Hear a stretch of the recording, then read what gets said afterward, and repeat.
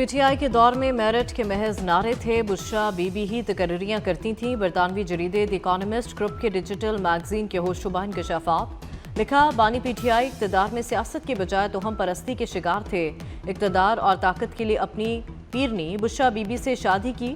बुशरा बीबी ने बानी पीटीआई को कहा कि अगर दोनों शादी कर लें तो वो वज़ीर आज़म बन सकते हैं।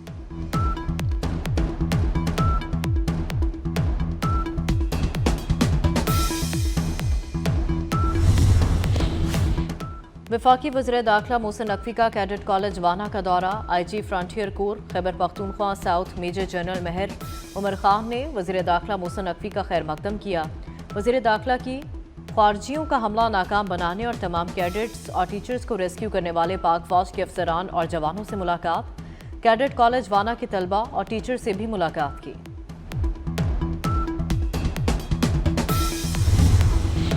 श्रीलंका के खिलाफ वनडे सीरीज जीतने पर वज़ीर आज़म की कौमी टीम को मुबारकबाद। समाजी राब्ते की वेबसाइट एक्स पर पैगाम में चेयरमैन PCB मोहसिन नकवी और उनकी टीम की तारीफ की।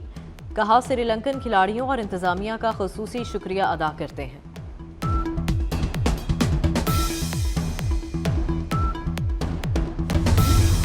बाबर आजम ने 20 सेंचुरियां बनाकर सईद अनवर का रिकॉर्ड बराबर कर दिया। बाबर आजम कम इनिंग्स में 20 सेंचुरियां बनाने वाले पाकिस्तानी खिलाड़ी बन गए।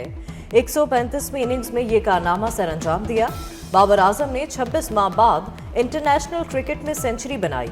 स्टार बल्लेबाज ने 30 अगस्त 2023 को आखिरी सेंचुरी स्कोर की थी।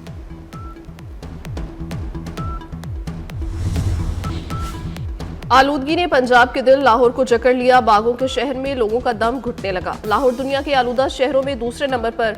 Air quality index 275 record. CERP office 792, DHA 695 record. Barki road 671, Gulberg 651। Iqbal town का एयर क्वालिटी इंडेक्स 615 रहा। मरातब अली रोड 601, मुल्तान रोड पर आलूदगी की शरह 593 रिकॉर्ड। माहिरीन की शहरियों को एहतियाती तदाबीर अपनाने की हिदायत। वफाकी आईनी अदालत का क़याम अमल में आ गया। चीफ जस्टिस अमीनुद्दीन और 3 जजेस ने हल्फ उठा लिया। ऐवान सदर में तारीखी तकरीब। आसिफ जरदारी ने चीफ जस्टिस से हल्फ लिया। वज़ीर आज़म शहबाज शरीफ, चीफ जस्टिस पाकिस्तान याहिया आफरीदी, मुसल्लह फ़ौज और सियासी क़यादत की शिरकत। चीफ जस्टिस आईनी अदालत ने जजों से हल्फ लिया। जस्टिस हसन अज़हर रिजवी, जस्टिस आमिर फारूक और जस्टिस अली बाकर नजवी शामिल।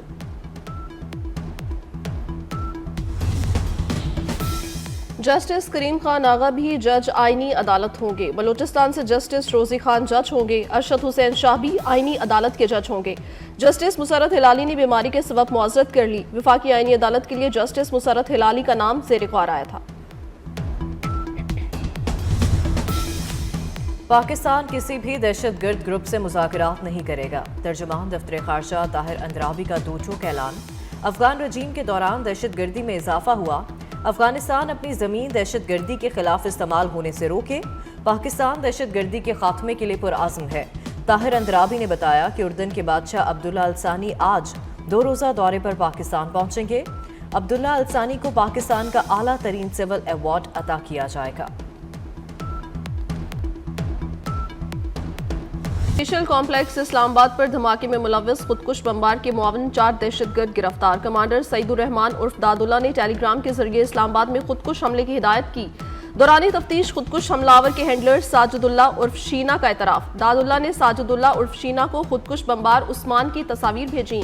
धमाके के रोज साजिद ने खुदकुश बमबार उस्मान को खुदकुश जैकेट पहनाई। मजीद इंकशाफात और गिरफ्तारियां मतवक्के।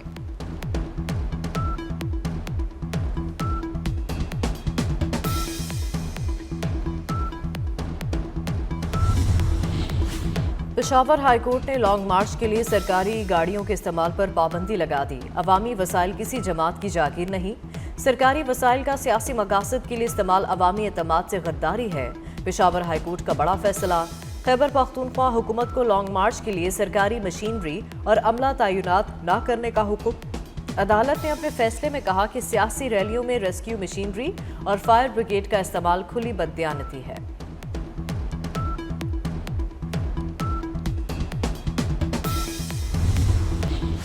भारतीय खिलाड़ियों ने स्पोर्ट्समैनशिप की धज्जियां उड़ा दी। जसप्रीत बुमराह और ऋषभ पंत ने जनूबी अफ्रीका के कप्तान की बॉडी शेमिंग की।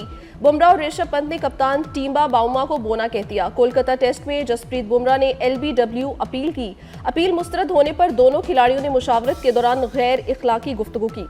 भारतीय खिलाड़ियों की गैर इखलाकी गुफ्तगू माइक पर रिकॉर्ड हुई।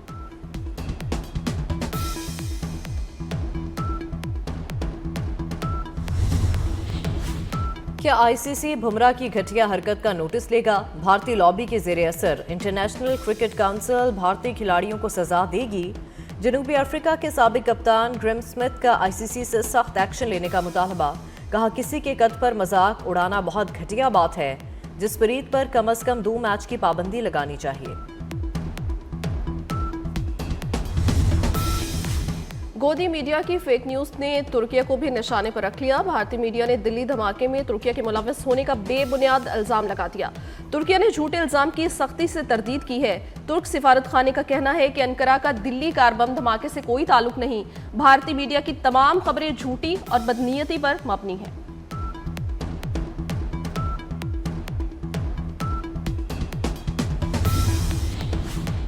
फील्ड मार्शल सैयद आसिम मुनीर से ताजिक वज़ीर दिफा की मुलाकात। 2 तरफा दिलचस्पी के अमूर और इलाकाई सिक्योरिटी पर गुफ्तगू।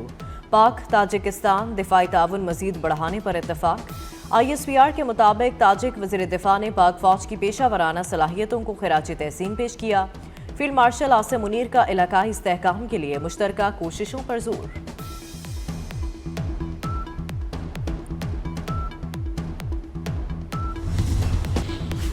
Chief of general staff lieutenant general Syed Amir Raza का सऊदी अरब का दौरा। लेफ्टिनेंट जनरल सैयद आमिर रजा की सऊदी हम मनसब general Fayyaz bin Hamid Arwaili से मुलाकात हुई। पाक सऊदी बाहमी दिलचस्पी के स्ट्रेटेजिक अमूर पर तबादला ख्याल। इजलास में जारी दिफाई मंसूबों की पेशरफ्त का जायजा लिया गया। पाकिस्तान और सऊदी अरब का दिफाई ताउन को मजीद मजबूत बनाने के अज़्म का इजहार।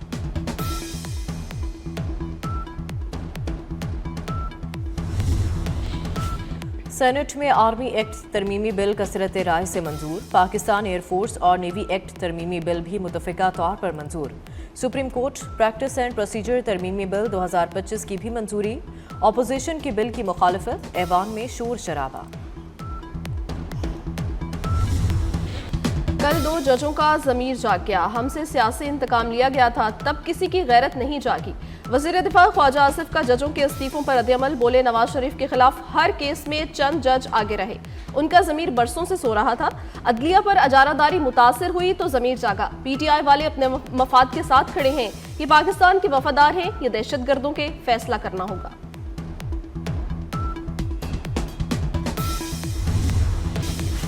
जस्टिस मंसूर अली शाह और जस्टिस अतर मिनल्ला के इस्तीफे मंजूर। इस्तीफा सदर आसिफ जरदारी ने मंजूर किया। दोनों जजों ने 27वीं तरमीम के खिलाफ बतौर एहतजाज अपने इस्तीफे सदर मुमलिकत को भिजवाए थे। मुस्ताफी जजों ने आज साथियों से अलविदाई मुलाकातें की।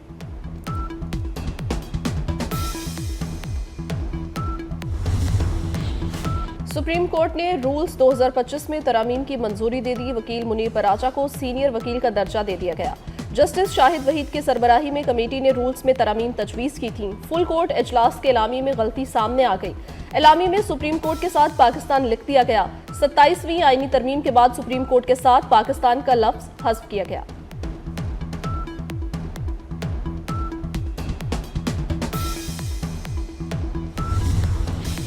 आज़ाद कश्मीर में तब्दीली की राह हमवार। वज़ीर आज़म चौधरी अनवारुल हक के खिलाफ तहरीक अदम एतमाद जमा। कानून साज असम्बली का इजलास 17 नवंबर को बुला लिया गया। वज़ीर आज़म के खिलाफ तहरीक अदम एतमाद पर राय शुमारी होगी। पीपल्स पार्टी ने फैसल राठौर को नया वज़ीर आज़म नामजद कर दिया। राजा परवेज अशरफ कहते हैं, हमारे पास नंबर्स पूरे हैं। फैसल राठौर बेहतरीन अंदाज में हुकूमत चलाएंगे।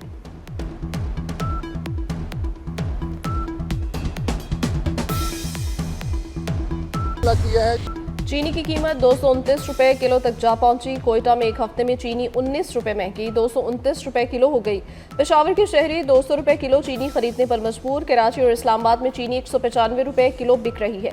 इदारे शुमारियात के मुताबिक 1 साल कबल चीनी की औसत फी किलो कीमत 132 रुपए 24 पैसे थी। भारत से जंग जीत ली, अब मईशत की जंग जीतनी है। यूनाइटेड बिजनेस ग्रुप के सरबरा SM तनवीर का Hafizabad chamber of commerce and industry की इफ्तिताही तकरीब से खिताब। कहा, हमें बड़े नहीं छोटे सूबे चाहिए, सूबे बड़े होने की वजह से करप्शन होती है।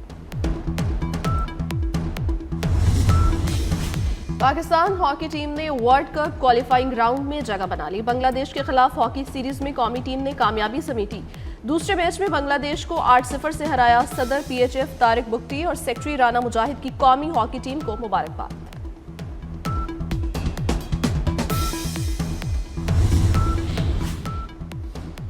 चीन का खलाई मिशन शेंसू 20 कामयाबी से जमीन पर वापस आ गया। खलाई मिशन से वापस आने वाले खलाबाजों का पुरजोश इस्तकबाल। तीनों खलाबाजों ने शेंसू 20 मिशन को इंतहाई यादगार करार दे दिया। GH1 से 24 न्यूज़ की चीन के टीवी CGTN के इश्तराक से खुसूसी कवरेज। टाइकोनॉट्स ने खलाई स्टेशन में 200 से ज्यादा दिन गुजारे, 4 स्पेस वॉक्स भी की। तुर्किया ने Pakistan navy international nautical competition जीत लिया। इवेंट की इख्तितामी तकरीब मनोड़ा कराची में हुई। Commander Karachi vice admiral Faisal Abbasi ने इनामात दिए। कमांडर कराची एडमिरल फैसल अब्बासी इख्तितामी तकरीब के मेहमान खसूसी थे।